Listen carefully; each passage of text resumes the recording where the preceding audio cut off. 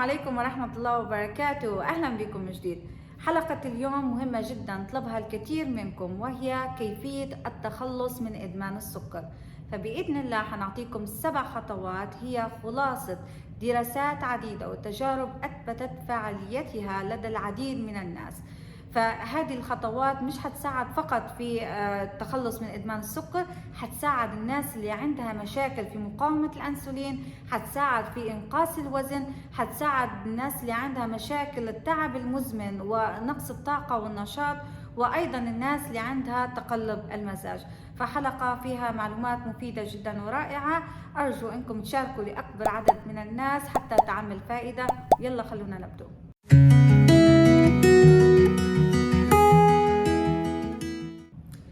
قبل أن نبدأ في خطواتنا نحب ننبهكم ان اي عملية تغيير لازم قدامكم تحطوا دافع او حافز قوي حتى تكونوا جديين ومستمرين في هذه العملية.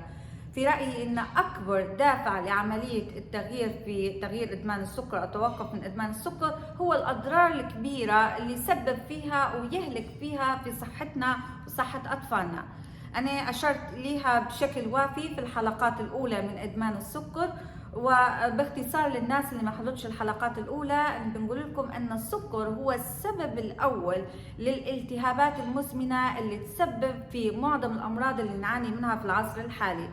أيضا السكر دي أي قطعة سكر أو ملعقة سكر هي تستنفذ في معادنكم وفيتاميناتكم، فبالتالي حيكون عندكم نقص في المعادن والفيتامينات في الجسم. ايضا يؤدي الى نقص المناعه، فبالتالي يزيد عندكم التهابات الفيروسات، البكتيريات، الفطريات، وبتكون ايضا اكثر شراسه.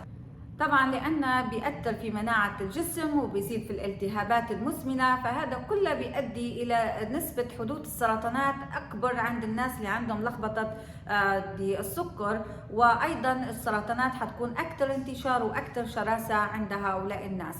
بالإضافة لهذا عندها تأثير سلبي على الجهاز العصبي، زي مشاكل تقلب المزاج، دي عدم التركيز، دي مشاكل في الذاكرة، الألزهايمر، وأيضا الصداع النصفي.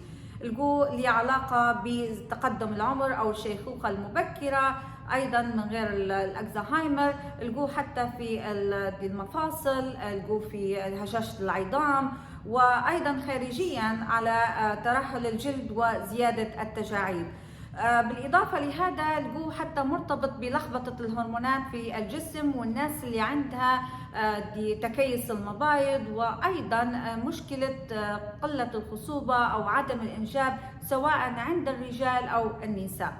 فهذه طبعا انا ما ذكرت لكمش المشاكل اللي يأثر فيها على القلب، طبعا الجلطات، وايضا زياده الوزن وزياده الكوليسترول وزياده الضغط وامراض الكلى وتاثيراتها على العين. فبس هذا اعطيتها لكم باختصار على اهم الاضرار اللي يسبب فيها السكر. أول 3 خطوات في خطواتنا ال7 هي تتركز على تنظيف المطبخ، بمعنى نركز على شنو اللي موجود عندي، شنو هو اللي نشريه، المنتجات الصحيحة. فرقم 1 لازم نرمي كل أنواع السكر الأبيض والسكر البني وغيرهم من الأنواع السيئة. فحناخد البدائل الآمنة اللي هي مثلا عندك زي سكر ستيفيا، زي سكر جوز الهند، زي سكر التمر، عندك العسل الطبيعي، عندنا الزيليتول، الاريثروتول، الميبل سيرب. هذه الانواع نقدر ندخلها في المطبخ، بس الثاني ما فيش اي نقاش في الموضوع، ضروري يطلع برا المطبخ. ولكن ننتبه مش نجيب المحليات الصناعية. المحليات الصناعية ذكرناها قبل في حلقة خاصة وكلمتكم على خطورتها، اللي هي تشمل الأسبرتين، سبلندا، سكرولوز، سكرينا. كل هالأسماء هذه ما تدخلش المطبخ. ليش؟ لأن المحليات الصناعية زي ما قبل ذكرناها تعتبر ضارة جدا للجسم. رقم 2 تعتبر أو تزيد في الشهية، تفتح الشهية وتخليكم ما تقدروش تقاوموا الأكل بشراهة وديما تحسوا بالجوع. ورقم 3 إنها تنقص في حرق الدهون، فبالتالي حتزيد الوزن. ورقم 4 النقطة اللي ذكرناها واللي هي تنبع من دراسات حديثة، وجدت أن في علاقة سببية ما بين هالمحليات الصناعية وحدوث السرطانات. فالمحليات الصناعية تطلع من بيتنا. تاني خطوة هي أقروا المكونات. أي منتج تشتروه دائما أقروا المكونات الموجود فيها وقداش كمية السكر الموجودة فيها. يعني هم في العادة يكتبوا لكم بير سيرفينج، يعني مثلا بالملعقة أو بالكوب أو كذا، يعني قداش موجود كمية السكر. فهذه حاجة مهمة جدا، لأن السكر يختبئ في كثير من الأكلات والوجبات والمنتجات اللي نشتري فيها، يعني مش فقط في الحلويات يعني السكريات. فلازم ننتبه لهذه ونحسب كمية السكر في هذه المنتجات. ايضا في كثير من المنتجات اللي يكتبوا عليها خالية من السكر او خالية من الدهون او قليلة الدسم او خالية الدسم، فهذه نفس الشيء حتى هي يبدلوا فيها بالمحليات الصناعية، وهذه أكثر خطورة زي ما حكينا من السكر العادي. فلازم نكونوا جدا منتبهين للمنتجات، يعني كيف نقرأ الانجريدينت، وخلوها دائما عادة عندكم، وأنا متأكدة أن أطفالكم حيقلدوكم. فهذه تاني خطوة. الخطوة الثالثة هي ابتعدوا عن الجانك فود أو الوجبات السريعة، وأيضا البروسيسد فود المعالجة. يعني ما ناخدش الأطعمة والأكلات الجاهزة، بقدر الإمكان نحاول نبتعد عليها. هذه فيها يحطوا فيها حتى هي أنواع من السكر الضار زي الفركتوز والهاي فركتوز كورن سيرب، واحنا من قبل حكينا عليها حتى في حلقة المحليات الصناعية. يعني الفركتوز والهاي فركتوز كورن سيرب تأثيره ضار جدا على الجسم وبالذات على الكبد، لأنه بيتجمع بيرتفع سريعا في الدم وبيتخزن في الكبد ويؤدي إلى الكبد الدهني، وأيضا يؤدي إلى تراكم الدهون في الجسم. يعني الفركتوز غير الجليكوز، الجليكوز ممكن يمشي لدهون وجليكوجين، بس هذا لا، الفركتوز دائما يتخزن على هيئة دهون. فبالذات الناس اللي عندها مشاكل في الكبد والكبد الدهني ينتبهوا إن يبتعدوا عن الفركتوز والهاي فركتوز كورن سيرب. الخطوات الأربعة الباقية حنشتغلوا فيها على ما يعرف بمنحنى ارتفاع السكر في الدم. ما معنى هذا الكلام؟ أي نوع من الأكل سواء سكريات نشويات أو أي نوع من الأطعمة ليها السكر حيرتفع بسرعة معينة في الدم. ففي حالة السكريات والنشويات حيرتفع السكر بشكل عالي سريع في الدم، وبالتالي حيطلع الأنسولين، لأن الأنسولين هو وظيفته أنه يدخل الجلوكوز داخل الخلايا. فالأنسولين حيطلع بسرعة وبالتالي يدخل الجلوكوز في الخلايا، فبيهبط السكر بسرعة في الدم، وهذا الشيء اللي يسبب في المشاكل.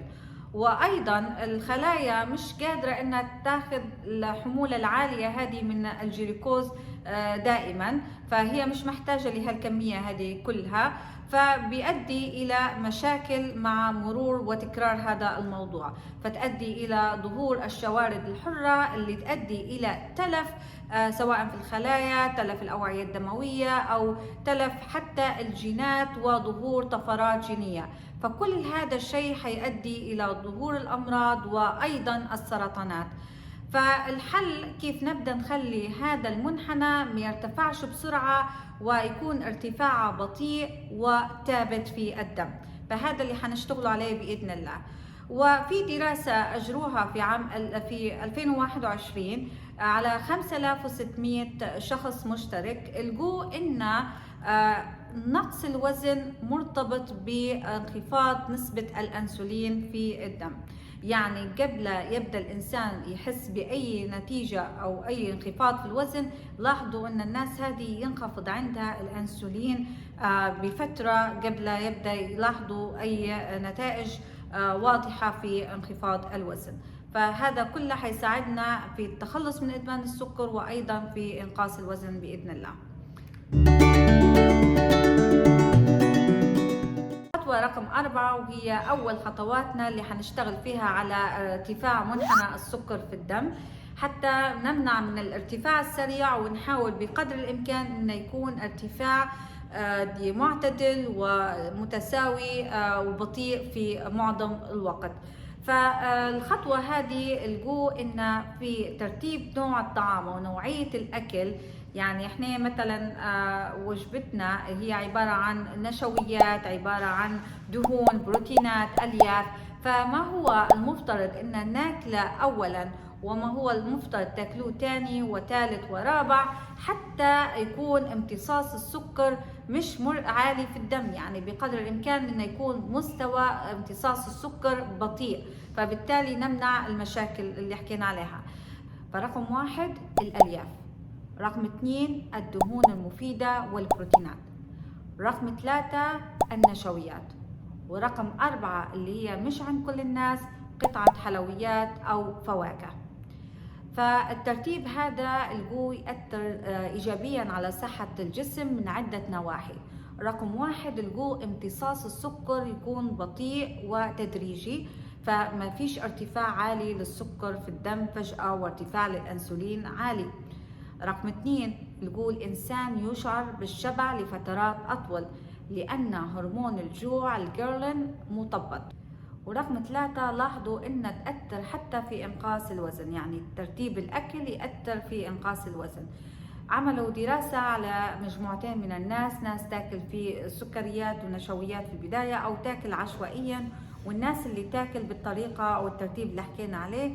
فلاحظوا إن الناس اللي تاكل بطريقتنا وزنها ينقص، حتى يعني هم ياكلوا في نفس كمية الأكل، نفس كمية السعرات الحرارية، ما فيش أي عوامل تانية يعني رياضة أو أي أشياء تانية مؤثرة، فقط من ترتيب نوع الأكل وزنهم انزل طبيعي. لأن ليش؟ لأن السكر معش مرتفع بالطريقة العالية، وبالتالي مش حيرتفع الأنسولين، وبالتالي مش حيتخزن السكر في جسمنا على هيئة لأن ما فيش سكر زايد حتى يتخزن على هيئة دهون. بعد ما عرفنا ترتيب الطعام، أعطيكم أمثلة على الألياف. الألياف هي اللي نستخدم فيه أساسا شخصيا هي الخضروات، يعني كل أنواع الخضروات ما عدا البطاطا العادية. يعني البطاطا الحلوة السويت بوتيتو ممتازة، بس البطاطا العادية هي تأثيرها كتأثير النشويات أو الخبزة، فهذه ما ننصحش بها. بس نقدر ناخذ اي نوع من شوربة الخضروات، او ندير مثلا نبدا اكلتي باي سلطات، بروكلو، كرومب، يعني هذا حيكون ممتاز. يعني اي كمية حتكون ممتازة، بس يفضل ان تكون كمية محترمة. ليش؟ لان حتى حتعطيكم شعور بالشبع، يعني حتنقص كمية النشويات اللي حتاكلوها في الاخر. فهذه أمثلة. من غير الخضروات تقدروا تاخدوا يعني حبوب زي حبوب عندكم الكتان، حبوب الشيا، حبوب البامكن سيد، القرع، فكل هذه حتى هي أنواع أخرى. بالإضافة لأمثلة الألياف عندنا حتى أمثلة الدهون المفيدة، يعني زي مثلا عندنا الزبدة العضوية، عندك زيت جوز الهند، زيت الأوليف أويل أو زيت الزيتون، فالأفوكادو، فكلها هذه أمثلة كويسة. يعني ما ناخدش المقليات اللي في الزيوت المهدرجة، يعني هذه بالعكس هذه حتتلف الجسم. واخر حاجه لما بتاكلوا اي نوع من الحلويات انا نفضل يعني بشكل كبير ان تعملوها بالبيت، لان حنستعملوا مكوناتنا الامنه اللي زي السكر جوز الهند او الستيفيا او الزاليتول او الاريتراتول او العسل الطبيعي اللي تحبوه، يعني لان هادم مؤشرهم الجلايسيمي منخفض، فمش حيرتفع السكر بشكل عالي في الدم. حنشارككم بإذن الله في واحدة من طرق الكيكات اللي نستخدم فيها شخصيا، وبإذن الله إن شاء الله تعجبكم. الخطوة الخامسة هي تتكلم عن الوجبات الخفيفة أو سناكس ما بين الوجبات. فالسناك جدا مهم ان نركز فيه، لانه ما بيش يلخبط لي برنامجي كله. السناك هو اهم حاجه يكون من الموالح، مش من السكريات، مش من الحلويات، لان الحلويات حترفع لي السكري بشكل عالي وترفع الانسولين بشكل عالي، فهذا حيخليك بعد شويه تشعر بالجوع وتاكله تاني. فبننتبه يعني لما يكون عندك أي رغبة في نوع من الحلويات خلوها دائما آخر الوجبة الرئيسية. فننتبه في السناكس على أنواع أنواع الموالح أو نوع من الخضروات، يعني أي حاجة زي عندك مثلا بيضة مطبوخة تاخدوا مثلا ياغورت بالمكسرات، تاخدوا او مكسرات في حد ذاتها، تاخدوا زبدة اللوز، مش الفول السوداني، زبدة اللوز. وايضا تاخدوا مثلا دي طبق سلطة، تاخدوا شوربة خضروات، جبنة، مثلا تاخدوا ايضا شاي اخضر بالنعناع. فكل هذه الحاجات تعطيكم يعني شبع ويعني تريحكم ما بين الوجبات الرئيسية. وايضا حاولوا انكم بقدر الامكان تعتمدوا الصيام المتقطع من فتره لاخرى، لان بصراحه نظام رائع جدا، وحتى مرتين بالاسبوع لقوه في دراسات، يعني زي سبحان الله في ديننا الاسلامي 48 ساعه في الاسبوع من الصيام المتقطع رائعه جدا لصحه الجسم. ونحن باذن الله حنحكي لكم عن الصيام المتقطع في حلقه منفصله. رقم 6 هو استخدام الخل، يعني ملعقة أو ملعقتين طعام في كأس كبير من الماء، أو في دريسنج بتاع سلطاتكم قبل الأكل، وبالذات أكل الحلويات لتأثير رائع. الجو إنه ينقص في الأنسولين سبايك أو ارتفاع الأنسولين، الجو إنه ينقص في الشراهة، ينقص في الجوع، وأيضا يساعد على حرق الدهون وأن تنقص دهون الجسم الداخلية. فتؤدي هذا كله الجو يؤدي إلى نقص في الوزن بمعدل حتى 5 كيلوغرامات في بعض الدراسات. أي نوع من الخل الجو ممتاز وتأثيره كويس، بس أكثر الدراسات أجريت على خل التفاح. فخل التفاح أنا ديما نفضل إنه يكون unpasteurized unfiltered، وأيضا يكون يعني unsweetened، يعني ما فيش شيء نوع من المحليات. فهذا بالنسبة للخل، أنا ننصح أي حد ياخده، بس لازم تنتبهوا يعني الناس اللي عندها قرحة المعدة تنتبه ما تاخدش خل التفاح، ودائما تستشير طبيبها. بس حموضة المعدة مش مشكلة، بالعكس حموضة المعدة لها ممتاز جدا خل التفاح. وايضا الناس لو نسيت يعني تاخذ خل التفاح قبل الاكل مش مشكله ابدا، بالعكس خذوه حتى بعد ما كملتوا الوجبه، ما زال تاثيره حيكون ايجابي.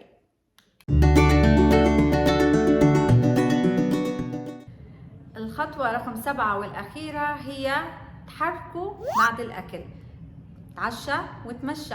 طبعا هي مش مرتبطه فقط بوجبه العشاء، لكن بعد أي وجبة رئيسية لقوا فائدة رائعة من الحركة.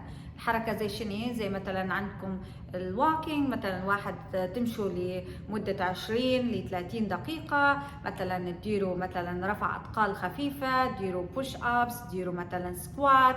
أي نوع من هالحركات هذه لها تأثير ملحوظ على عدم ارتفاع السكر بشكل عالي في الدم، لأن العضلات ببساطة هي حتستخدم هذا السكر فتمنع أنه يتحول إلى دهون. فهذه واحدة من الخطوات جدا ننصحكم بها. وايضا حتى لو كنتم في الشغل ممكن تستعملوا السلالم مثلا بعد الغداء، او مثلا ديروا بوش اب حتى على الديسك نفسه. فحاولوا انكم ما تخلقوش اي اعذار، يعني ديما حاولوا تتحركوا بعد الاكل. وايضا حتى بعد 70 دقيقة من تناول وجبة الجو الحركة لها اثر مفيد على مستوى ارتفاع السكر. اللي حينفذوا هذه الخطوات بإخلاص من الشهر الأول حيبدوا يحسوا بالنتائج، حيحسوا أقل شراهة، أقل جوع، وأقل تعب، وزيادة نشاطهم، زيادة انتباههم، وزيادة صبرهم في تعاملهم مع الناس. حتلاحظوا بعد شهر إن كيف كنتوا تتحملوا في كمية الحلويات وكمية السكر اللي كنتوا تاكلوا فيها، بالعكس حتدوخوا لو تاكلوا نفس كمية اللي قبل. حاولوا بقدر الامكان من البداية انكم تنقصوا، مثلا الانسان اللي متعود على كوب الشاي بالسكر انه ينقص كمية السكر، يعني وطبعا احنا ما نتكلموش على السكر الابيض، يعني على مثلا سكر ستيفيا او يحط عسل يعني، وينقص كميتها بالتدريج مع كل يوم. أيضا اللي نحب ننصحكم به هو أنكم تحاولوا تراقبوا أفكاركم، لأن أفكاركم حتتحول إلى كلمات، وراقبوا كلماتكم لأن تتحول إلى أفعال، وراقبوا أفعالكم لأن تتحول إلى عادات، وراقبوا عاداتكم لأن هي اللي تحدد مصيركم. ففي النهاية إن شاء الله نتمنى تكونوا استفدتم، واللي عنده أي سؤال أو أي تعليق يكتب تحت في التعليقات، وأنا بإذن الله حرد عليكم جميعا، وإن شاء الله بإذن الله نشوفكم في حلقة قادمة، والسلام عليكم ورحمة الله وبركاته.